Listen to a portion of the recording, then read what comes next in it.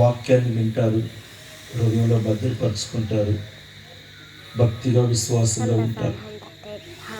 ఎప్పటి వరకు వాక్యము నిమిత్తము, దేవుని నిమిత్తము, దేవుని ఆత్మ నిమిత్తము ఎలాంటి పోరాటాలు, ఎలాంటి సమస్యలు, ఎలాంటి కష్టాలు లేనంత వరకు బాగానే భక్తి ఉంటుంది.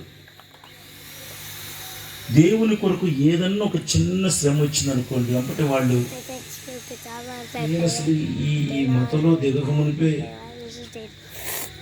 లేకపోతే ఇలా నడవమునిపే నాకు బాగుంది, ఇది ఎందుకు వచ్చిన గొడవలు వదిలేస్తాను. ఇదొక బ్యాచ్. మరొక బ్యాచ్ ఉంది, వాళ్ళు వాక్యాన్ని వింటారు, హృదయంలో ఉంచుకుంటారు,